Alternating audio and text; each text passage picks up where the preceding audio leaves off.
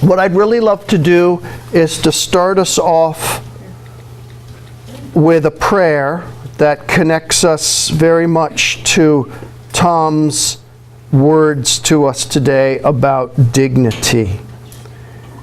And this is a prayer that was written by a friend of mine when I used to live in Jerusalem. And it goes like this. And it's about that diversity. It's about stepping away from those binary points of view. Pray not for Arab or Jew, for Palestinian or Israeli, but pray rather for ourselves, that we might not divide them in our prayers, but keep them both together in our hearts. Amen is right. And that is what we're trying to do at Kids for Peace and Jerusalem Peacebuilders. Right? Is can we find a way for these young people and their families and ultimately their societies to keep themselves together and not separated, right? And part of that exercise is ourselves, because remember, we are all citizens of that empire that also works on a binary point of view, right? Are you with us or are you against us? And we love to make simple answers for complex problems. And a lot of you have lived life a lot longer than I have. And there is no such thing as a simple answer for a complex problem. It takes a lot of sensitivity and hard work. Think of your children, think of your grandchildren, right? Think of yourself. My gosh, I mean, I'm such a pain to myself. It takes a lot of hard work, right? So we're entering into this conflict. We're interfaith. We work with young people. It's a multi-year program. Starts when young people are about 11 years old, and it goes through now until about 17. Okay? Kids for Peace and Jerusalem Peacebuilders are partners. We are literally espoused to each other. Okay? And have a partnership agreement where they do certain things and we do others, like spouses do in a family, for the benefit of the whole. Okay, so Tom was gracious enough to join us last year and will again this year to help us with that, but also to teach and work with the young people on awareness of dignity. The programs that are here in Vermont that we can be excited about are the entry-level program, which is a summer camp for 12-year-old youngsters from locally, but also from the Middle East. And then the Jerusalem Peacebuilders Leadership Camp, which is sort of the other end of the camp program, which is for 16-year-olds. So starting out from about 200 entry-level youngsters at different entry-level camps, one of which is here, we get down to about 30 leadership youngsters, right? So it's competitive, it's demanding, requires commitment, all right? And our youngsters, when they get to our age, they're young men and women already, frankly, at 16. They're working on leadership skills. They're working on spiritual resiliency. How can you keep your anchor with God so you don't get extreme or binary or violent? Okay, and we're not just talking about the Arab kids, right? Right. I mean, we're talking about everybody, including our own young people here who are coming out of inner city environments, okay? I mean, it's the same set of issues. These are human issues. So leadership, spiritual resiliency, interfaith understanding. They're making lifelong friendships. Friends. Thank you, Jesus, for friends. Right? And then finally, we go into a whole set of social justice issues. Gender, environment, equality before the law. Does all that sound familiar to us? Same issues we're struggling with in the United States.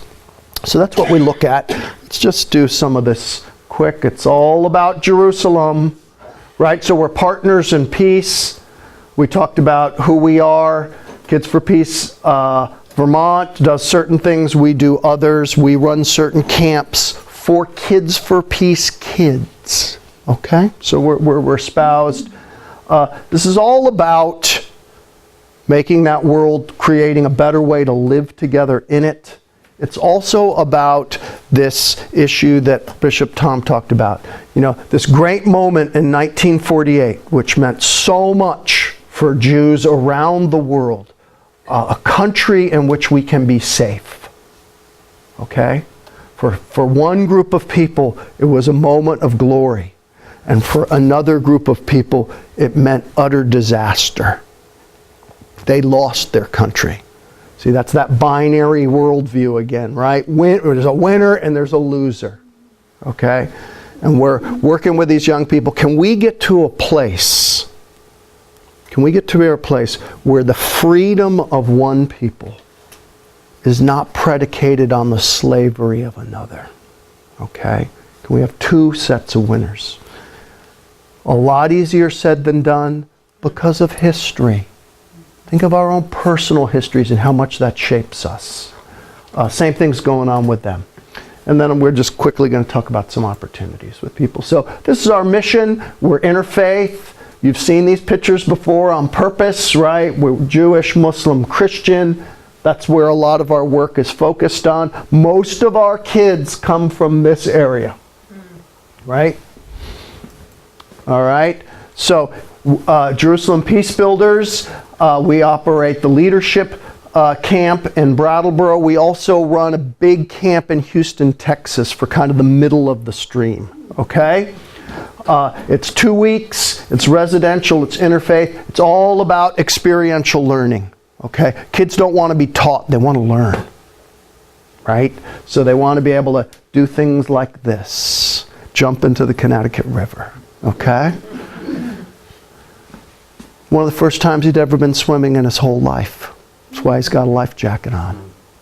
You know, it's so wonderful to be with these young people who are doing something for the first time. First time sitting next to a rabbi or an imam. First time touching a cross. Walked with a young woman last year who'd never walked through the forest before in her whole life. Walking through a huge hemlock grove. I mean, just beautiful, beautiful experiences that shape them and us. Okay?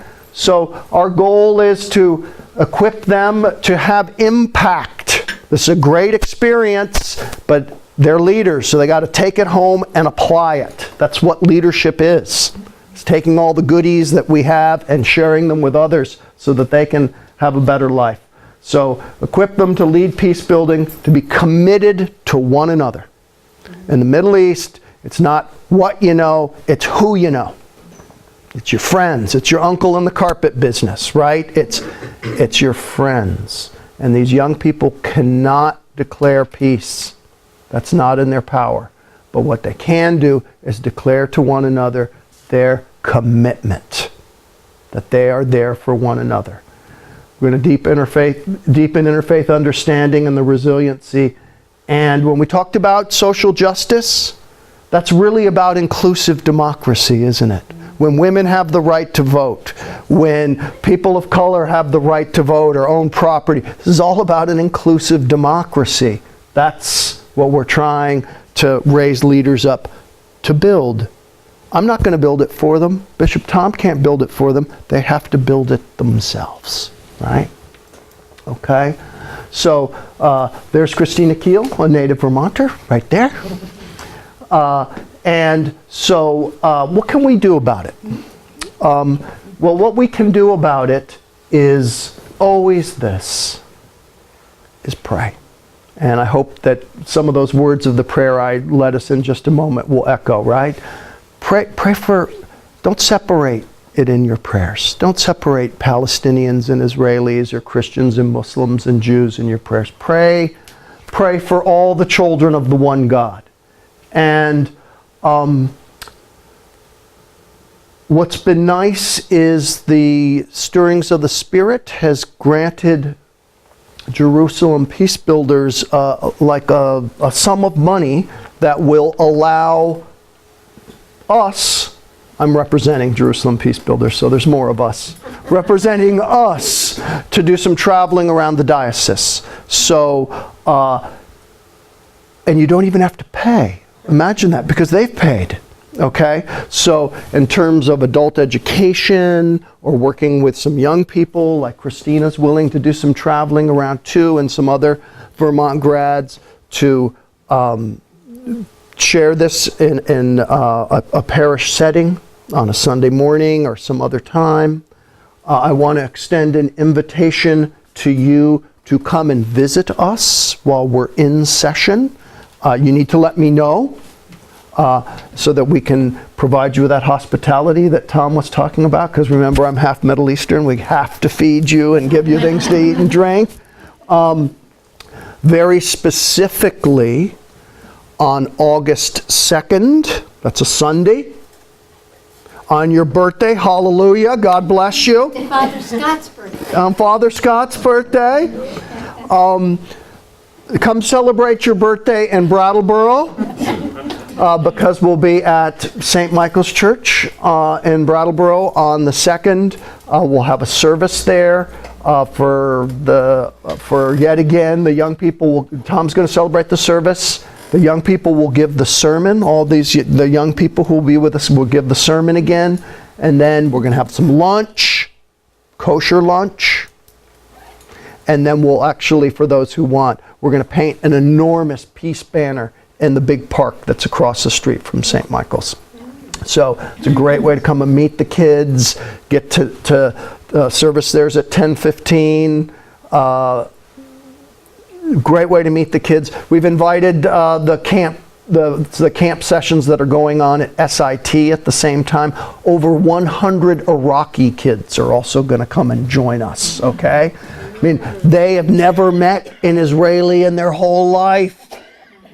Okay, they've actually probably never met a Palestinian. They've done a lot of talking about Palestinians over the years, but have they ever met one? So there's going to be some really neat stuff. I mean, how many of us have met Iraqi kids? Don't all scream at once, okay? From Iraq, right? So there's going to be a lot of different kids, some neat opportunities to be there, okay? And we do this for the very simple reason that the future of Jerusalem is the future of the world.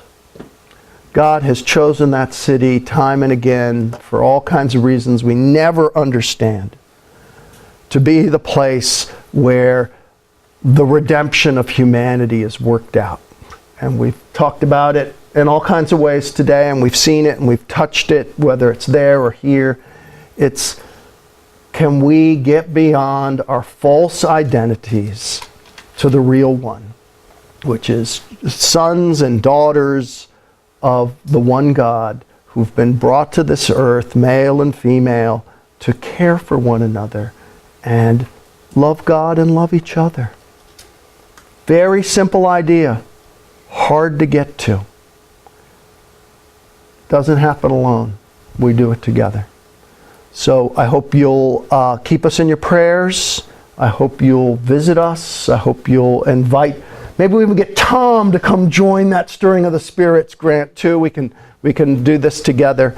But I hope, as much as you've enjoyed today, I hope this isn't the end of it. That we can all find ways to keep working together on this. So thanks so very much. Okay?